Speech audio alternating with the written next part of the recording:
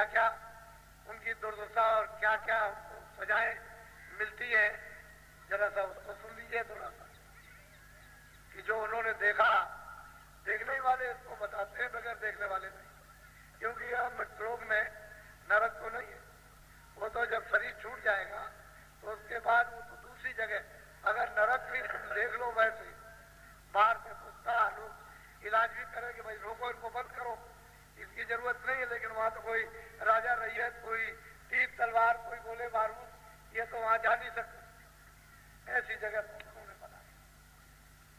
तो कहते हैं भाई नरक, उनका जरा कुछ हाल और समाचार वो समझ लीजिए, जीव पर क्या विपत्ति, क्या आफत, क्या मतलब है, उस पर पीड़ा होती है, वो जरा सुनिए थोड़ा। हाँ, गोमी नरक निदान यह बड़े जीव जब जाए। कहते हैं कुंभी नरक, नाम उसका कुंभी नरक है।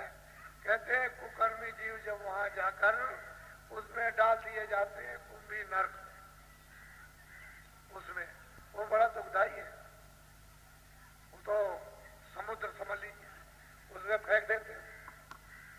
बोलो, सिर समेत बूढ़ा रहे सदा नरक के।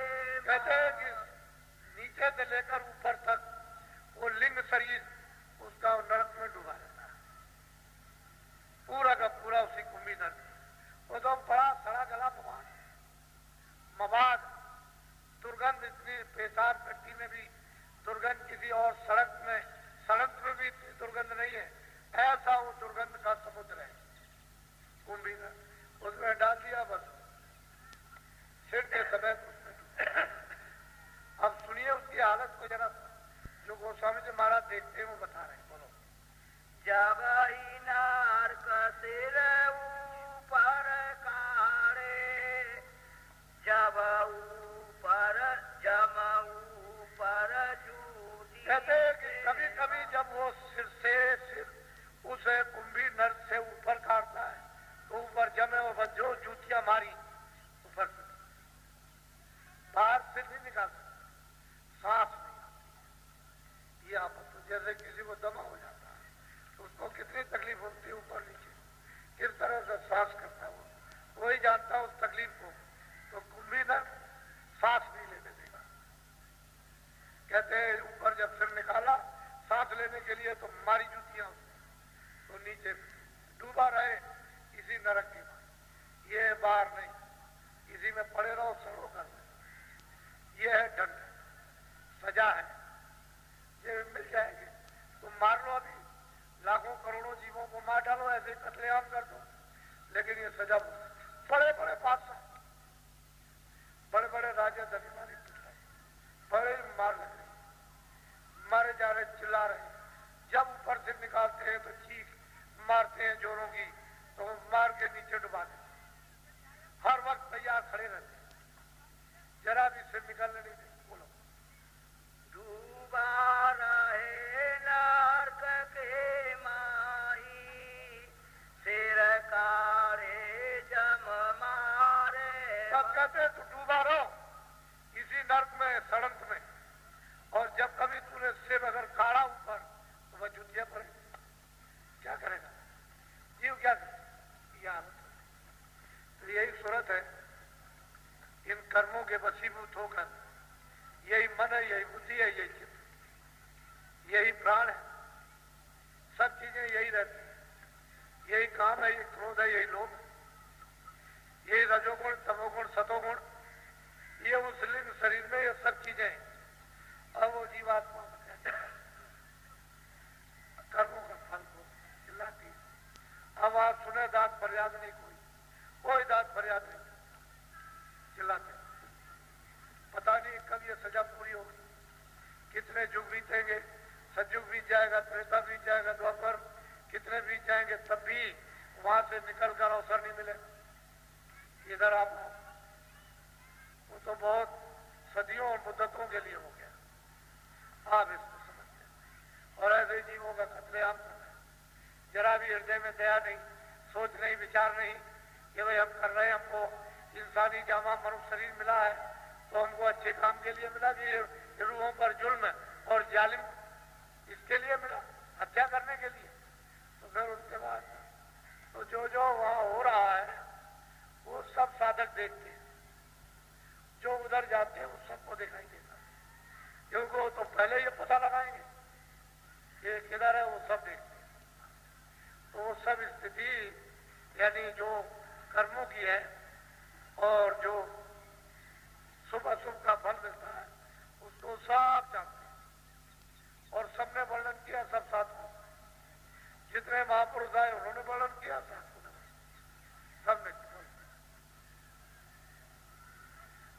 ओम भी नरक कल्प रहे बासा, मुख में नरक नाक में। कहते हैं कि नरक है, नरक यानी दुर्गंध है, वो स्वाद भी लो तब भी दुर्गंध मुंह में तो भरा ही हुआ, दुर्गंध ही दुर्गंध है। और कल्प नो भाषा, अब आपको तो मालूम नहीं है कल्प किसको कहते हैं, ये तो आप जानते थे। कल्प नो बात करते हैं, तो इतने समय तक उसमें भोगोगे तो फिर ऐसे जल्दी छुटकारा हो जाएगा, ऐसे छुटकारा नहीं। वो गोस्वामी जी महाराज ने सब पता लगाया, उनके उस समय साधकों ने सब पता लगा लिया कि कितने कहां कितने दिनों तक जीव को इस कर्म की दुर्गंध यानी सजा भोगनी पड़ती। बोलो कई जुगन वहां है बेहाला, फिर अघोर नरकले। कहते कितने जुगों तक उस कुंभी नर्क में बड़ा चिल्लाता रोता, और जब उसका पीरियड समय समाप्त होगा तो फिर मतलब अघोर नर्क, अलग अलग नर्क, एक दो नर्क, बहुत नर्क, फिर उससे उसमें काटने वाला अलग है, वाला अलग है, सड़ने वाला अलग है, जलाने वाला अलग, अलग अलग कहते हैं, फिर उसमें डालते हैं। बोलो वाको कठिन भोग दुखदाई, तन सरी मरे उपजी जीव। कहते हैं कि वो का भोग है, जो सजा का भोग है, बहुत दुखदाई है, उसमें और भी बहुत पीड़ा। अब ये जीव के साथ उनके साथ ये तो चार खाने, इसमें तो फिर भी शरीर में बंद कर दिया, सजा है कुछ थोड़ा सा हल्का, लेकिन वो नरकों में तो बहुत सख्त सजा, ये बचेगा कोई आदमी। तुम बकरी काटो, पंछी काटो, कीड़े काट लो, तुम गाय काटो, भैंस काटो, तुम ये काटो, वो काटो, कोई मुसलमान, कोई हिंदू, कोई ये जो मनुष्य शरीर पाया इंसानी का वो बच सकता है। वहां फरिश्ते गरम गरम सलाइयां आग में डालते, कान में डालते, चारों तरफ से गरम सलाई, मालूम है आपको किस तरह की आग लगती है, चिल्लाता, तो वो छोड़ते उड़ते नहीं है, सजा देते, उनका काम है सजा देने का। क्यों जो जेल में चले जाओ तो बंद करेगा कोठरी में, तो सिपाही को क्या दर्द है, हुक्म मिल गया तो सजा देगा, उसे कोई दर्द नहीं, वो तो जालिम है। तो इसी तरह से वो सिपाही बड़े जालिम, उनको क्या दर्द है, उनको तो हुक्म मिल गया, वो तो सजा देते। तो आपको तो यहाँ कुछ नहीं, 2 दिन की चाहती, खाओ पियो मौज करो, खा पी, तो मौज चौज तो तुमने कर ली इंद्रियों की छड़े, लेकिन ये मनुष्य अनमोल शरीर किराए का मकान है तो खाली होने वाला, तो फिर ये सजा मिलेगा, स्वर्ग मिल जाएगा, बैकुंठ, ऐसे स्वर्ग बैकुंठ मिलता। इस शरीर की तपस्या जब आप करोगे, कोई बुरा काम नहीं करोगे, पुण्य काम करोगे, आत्माओं की सेवा, तब जाकर बहुत समय के बाद तब ये जमा होता है, और तब ये पुण्य का शुभ ये फल मिलता है जीवात्माओं को आग उस समय के लिए, और पुण्य चिड़े मित्रों के तरह, वो भी कुछ समय के लिए। तो आप तो ऐसे ही समझते हो क्या?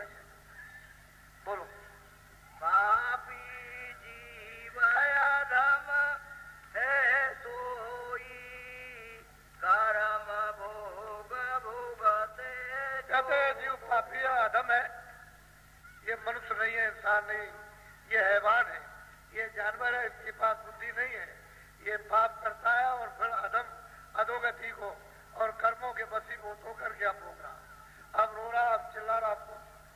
और महात्मा कहते हैं जब तुमको मालूम हो जाए कि ये काम खराब है तुरंत छोड़ दो, जब तुमको पता चल जाए काम अच्छा कर,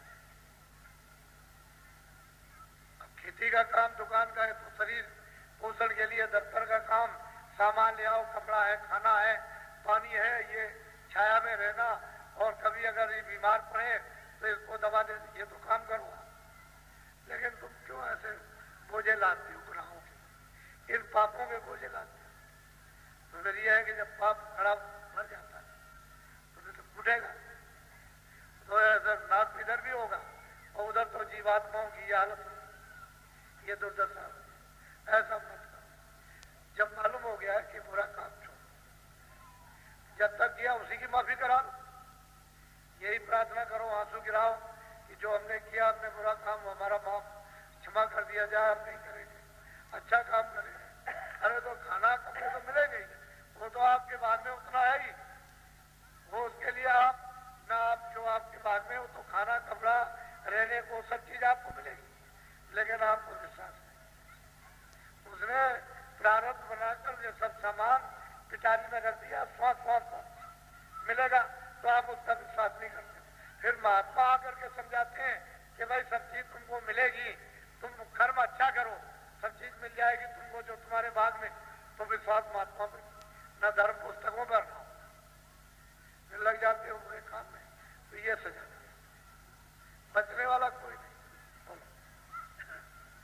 नारकायाने कन और है कालग करूं बना बयान, दुख भोगते यह जीव जो जाने जो भोग समान। कहते हैं कि नर्क बहुत है, अब जीव बेचारा जो यहाँ कर लिया उस करनी का फल पा रहा, अभी अपनी करनी का फल बेचारा भोगेगा, अब इसका कोई सहायक नहीं, और सहायक होने के लिए कोई इसके पास कुछ जाए, कोई यत्न उपाय भी नहीं।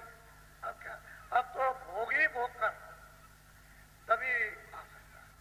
या ऐसा हो कि कहीं संत महात्मा कोई अपनी कृपा दया दृष्टि कर दे, ऐसा कहीं कहीं पर महात्माओं का लेख आया, और बात भी सत्य है कि जब उन्होंने जीवों को रास्ता दिया, कहा कि तुम चलो अपने घर की तरफ, तो महात्मा जीवों की उनकी संभाल करते हैं, जिनकी डोरी लेते हैं, तो कभी कभी लाखों में कोई गलती कर ही जाता है, तो उन्होंने सबकी संभाल की कि मैंने जिनको रास्ते पर लगाया और जिनकी डोरी बांधी वो कितने कहाँ है, कितने पूरे हैं, कि उसमें कुछ कम है तो एक नहीं मिला,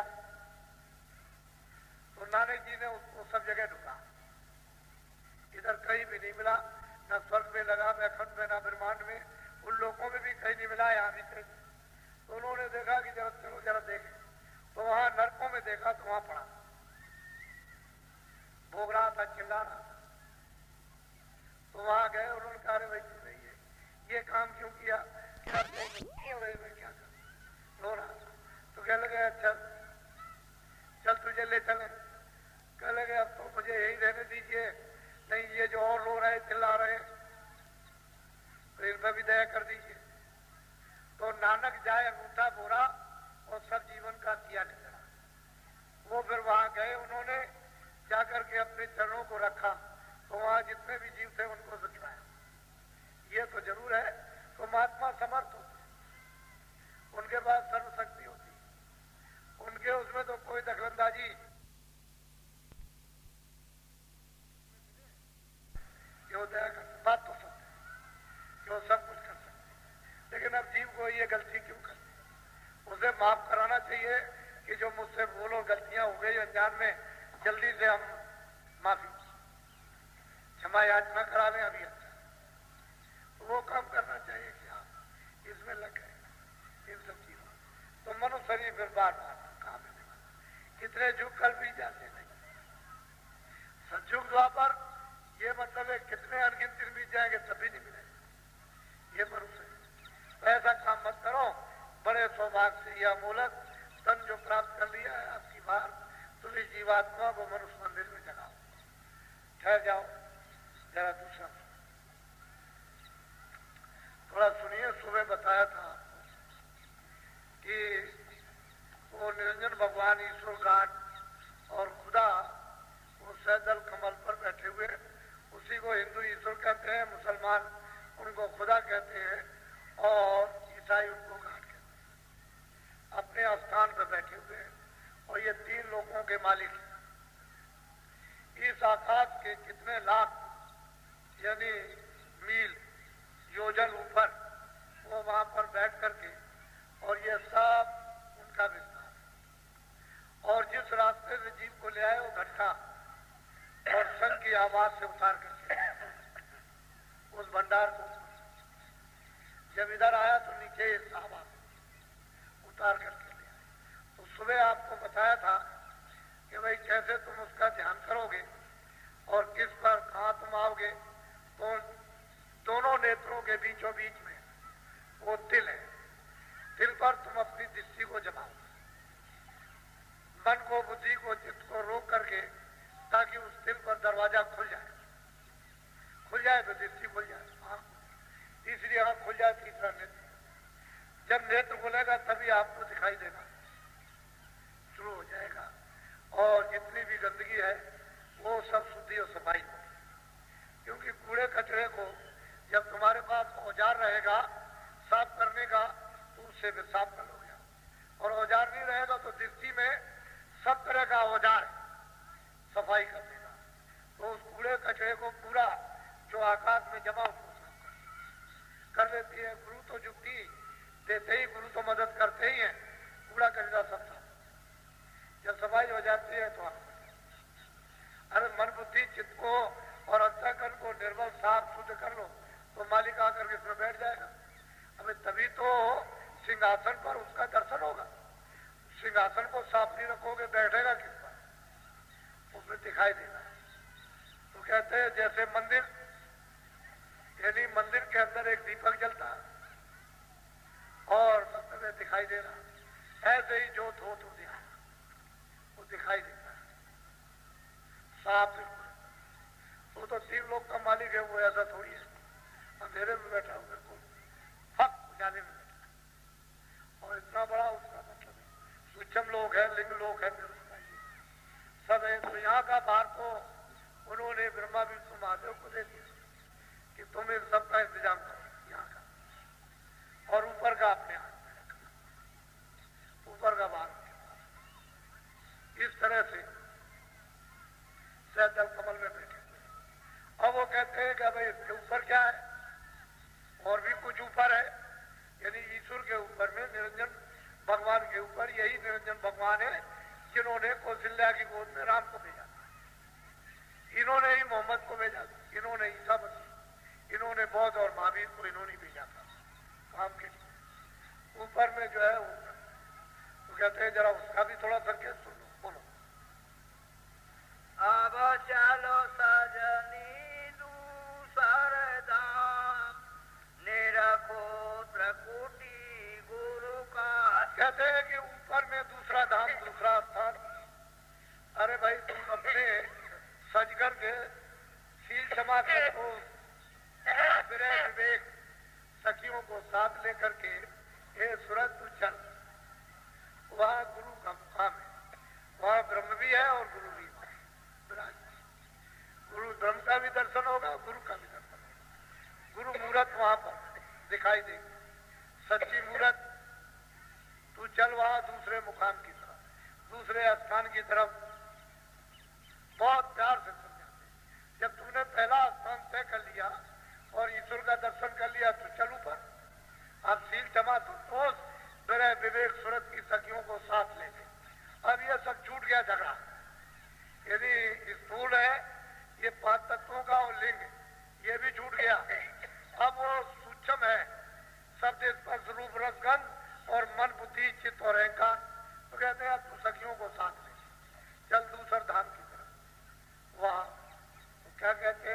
धाम है। बोलो ओंकार धुन जहाँ विश्राम, गरजे बादल और घन श्याम। कहते हैं कि ओंकार वो ओम का स्थान है, नाम उनका ओम है, उस पर स्थान पर, उस त्रिकुटी स्थान पर विराजमान बैठे हुए। हिंदू इन्हीं को ब्रह्म कहते हैं और मुसलमान इनको रब कहते हैं। ये बैठे वहां बादल हमेशा सुहावने सुहावने गड़गड़ गरजते रहते हैं और मृदंग बजता रहता है। रामायण में भी कहा है कि ताल मृदंग अनुपम, बड़ी अनुपम यानी बाजू युक्त आवाज होती रहती है, बहुत सुहावनी, बहुत मीठी आवाज, बाजे बजते रहते हैं, कभी बंद नहीं उनके मुंह। वो त्रिकुटी मुकाम है, उस पर ये विराजमान है, ओंकार विराजमान है, वहां पर बैठे।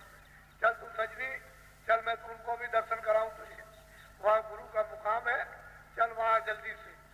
तो उसको गोस्वामी जी महाराज ले गए, महात्मा ले जाते हैं जो देखते हैं। चल मैं तुझे दिखाऊं, बोलो। सूरज मंडल लाल मुकाम, गुरु ने बताया गुरु का। कहते हैं वो सूरज मंडल लाल मुकाम सब लाली लाल है, पूरा का पूरा। ये 3 लोक से तो बहुत बड़ा, यानी ब्रह्मांड जो है ब्रह्म का, वो तीनों लोकों से बहुत बड़ा, वो छोटा मोटा नहीं है, वो 3 लोक से बहुत बड़ा। तो कहते हैं गुरु ने वो सूरज मंडल लाल मुकाम, और गुरु ने बताया गुरु का, उन्होंने बताया कि चल तुझे गुरु का साक्षात्कार वहां दर्शन करा है, नूरानी यानी प्रकाशमान अद्भुत वहां तुझे मिलेगा, मुझे जब तुझे दिखाया। तो बहुत प्यार से इशारा करके उसको कि चल इस आवाज को पकड़, ये गरज को, जो बादलों की गर्जन हो रही उसको पकड़, मृदंग बज रहा उसको पकड़ ले, पकड़ के चढ़ जा, जहां से आवाज निकल रही है, जब उसके सामने पहुंचेगी तो साक्षात्कार दर्शन होगा, दीदार होगा। वो है ब्रह्म का दीदार, उसी को कहते हैं रब का यानी ब्रह्म का दर्शन दीदार। बोलो पंचम वेद नाम यही गाया, 14 कमल संत। कहते हैं इसको 14 कमल संतों ने वर्णन किया, लेकिन यहीं से ये पंचम ये यहाँ से नाद निकला।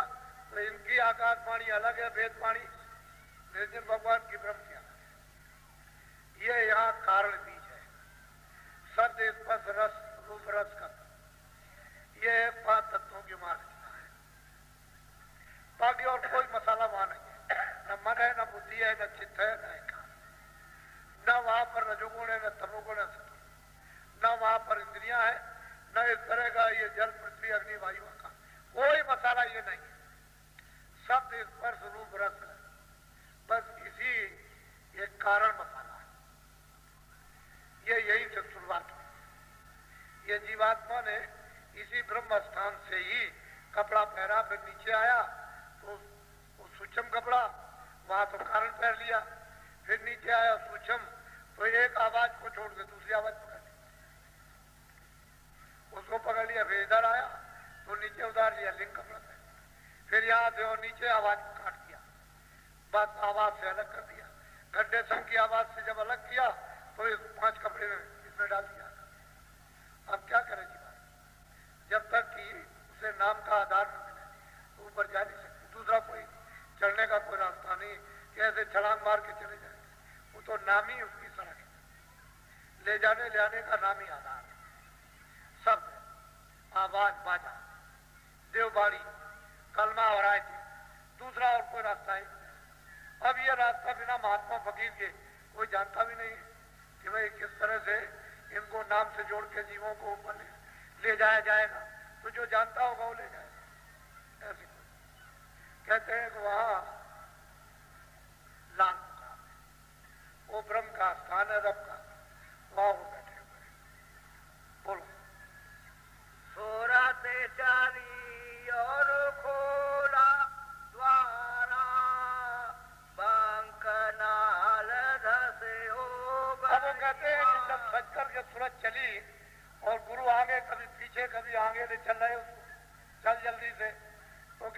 पंख टेढ़े रास्ते कहते हैं, टेढ़ा ऊंचा नीचा, बड़ा रफ्तीला, बहुत चमकदार। सारी दुनिया को सोना बना लो और वहां का एक बूंद सोने का ले आओ तो ये कुछ नहीं। ऐसे सोने का सुमेर पहाड़ है, ऐसा पर्वत है, सुमेर सोने का। तो टेढ़ा मेढ़ा रास्ता है, गुरु कभी आगे चल उसको ले चलते नहीं, चढ़ नहीं सकती, कभी इधर जाए कभी इधर जाए, कभी ऊपर कभी नीचे। तो बगैर गुरु के वहां कोई नहीं जा सकता। उसने ऐसा रास्ता ही बनाया कि उधर कोई जा ना सके। तो जो रास्ता जानता है तो वह कहते हैं पंख टेढ़े रास्ते। तो उस टेढ़े रास्ते से लिए जा रहे हैं और दिखाते जाते हैं, ले जाते हैं, कभी ऊपर कभी नीचे, कभी इधर कभी उधर चढ़ा ले जाते। बोलो ऊंची नीची घाटी उतरी तिलकी उलटी फेरी। कहते हैं कि इतनी नीची घाटी है, जैसे कहीं पहाड़ पे चले जाइए तो नीचे घाटी दिखाई देती है, तो इतना नीचा कि उसका कोई पारावार नहीं कि कितनी होगी, कितने लाख नीचे होगी, कुछ नहीं। वो ऐसा है कि ऊंची नीची घाटी। और अब वो दिल की आंखों की पुतली पलट दी, ऊपर को उलट दिया। अब ये आंख जीवात्मा की सूरत की आंख ऊपर हो गई। अब उधर देखना शुरू कर दिया उसने। तो क्या क्या देखती है उसको वर्णन करते हैं। बोलो घर भीतर जाए की नाराज भक्ति भाव का। अब इस किले के अंदर जब ये प्रवेश हो गई तो इसको यहाँ से भक्ति स्रोत यदि प्राप्त हुआ, क्योंकि वहां गुरु मिलेंगे तो यहाँ से उसको भक्ति, उसको स्रोत प्राप्त हुए। कि भक्ति कहते किसको है? गुरु भक्ति मतलब यह है कि मालिक की भक्ति और सत्य की भक्ति, आनंद की भक्ति, ये वहां से उसको स्रोत मिले। तो कहते हैं घर के अंदर प्रवेश करके। बोलो करम बीज अब दिया जलाई आगे को फिर सूरत। कहते हैं जो कर्म बीज था, जो ऊपर से शब्द स्पर्श रूप रस गंध इसका उन्होंने कपड़ा डाल रखा था, तो कहते हैं बीज को सूरत में जला दिया, खत्म। अब सूरत शब्द रूप होने लगी। अब ना वो स्पर्श है, ना शब्द है, ना स्पर्श है, ना रस है, ना गंध है। अब उस शब्द रूप से अब उसकी कहते हैं बीज को तो उसने जला दिया। तो अब वो उधर जब गई और कपड़ा उसने उतार दिया तो अब क्या क्या देखती है वो? नौबत झरती आठो जाम सूरत पाया। कहते हर वक्त नौबत, हर वक्त आवाज, यानी मतलब यह कि बेधुनी, गड़गड़ाहट, मतलब यह कि मृदंग बजता और उसमें से आवाज निकलती है उसकी जो बैठा हुआ, हर वक्त उसमें से अमृत के साथ एकदम नौबत झड़ती। वो एक विलक्षण आनंद है। कहते हैं कि गुरु ने वहां ले जा करके उस लाल मुकाम यानी दर्शन कराया, गुरु के दर्शन। वहां गुरु भी विराजमान, उनका अलग रूप, स्थान के उस धनी का अलग रूप, उस ब्रह्म का, वो दोनों को दिखाया कि देखो ये इस पर टिके हुए, ये इस पर बैठे हुए, ये ना हो तो ये भी नहीं टिक सकते, ये भी चले जाएंगे। तो वह साक्षात्कार उस मतलब एक ब्रह्म का हुआ। वो तो मूर्त है, शकल है, बेशकल का नहीं है, एक देशी है, एक जगह बैठा हुआ। ईश्वर भी एक देशी और ब्रह्म भी एक देशी है। और सूरत ने कर्म बीज को जला दिया तो अब ये गुणातीत हो गए। अब कर्म उसको अपने जाल में नहीं डालता। जब सूरत चारों कपड़ों को उतार दे और अलग हो जाए तो ये बिल्कुल मुक्त हो गई, अब स्वतंत्र हो गई। अब कर्म इसको लिपायमान नहीं करता, वो यहाँ बांध नहीं सकते किसी भी तरह से।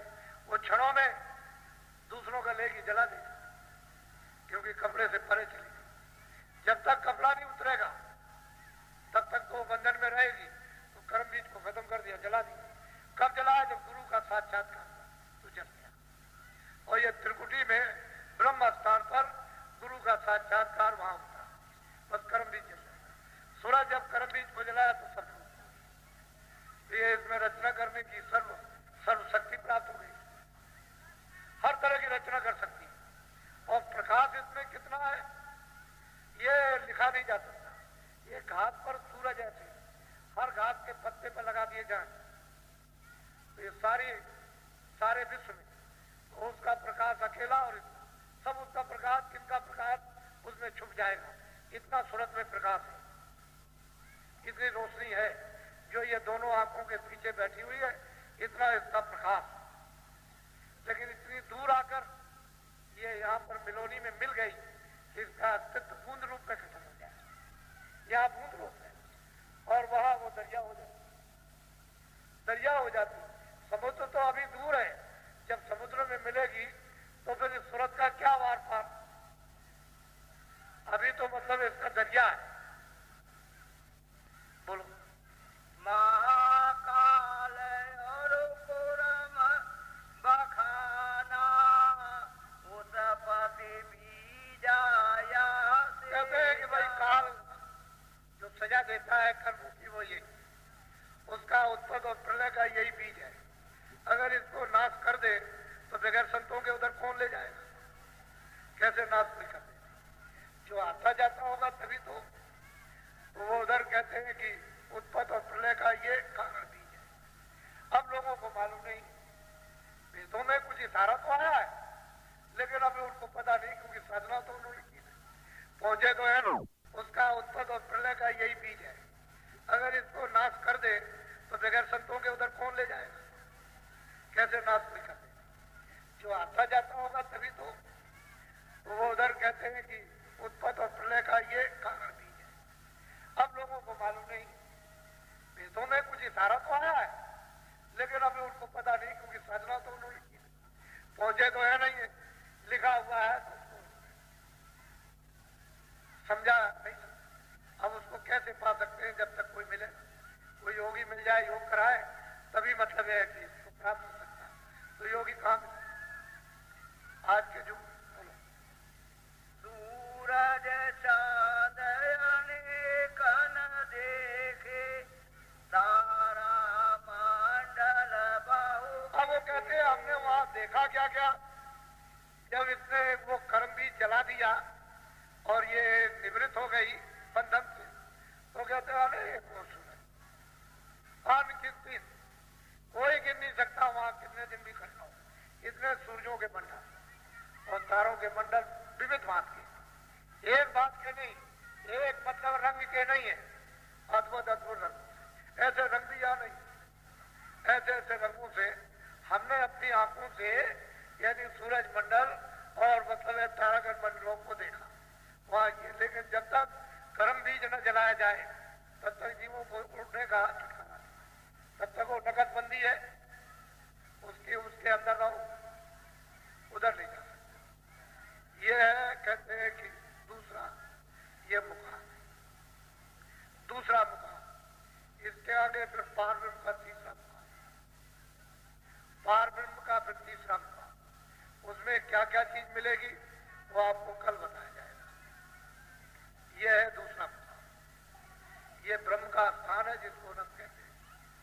और मतलब ये हिंदी शब्दों में इसको ओम कहते हैं। जो देखेगा वही बताएगा। वैसे महात्माओं ने लिखा तो अपना सब कुछ है, तो देखने वालों ने लिखा है, बाकी अगर कोई पढ़ता रहे तो उसे क्या पता चलेगा ये कहाँ पर, जब तक देखेंगे तब तक कुछ नहीं। तो आप लोग बड़े सौभाग्यशाली, किसी तरह से भी आप ये जो चारों तरफ से रोंद मची हुई है, चारों तरफ से तकलीफों की, उससे आप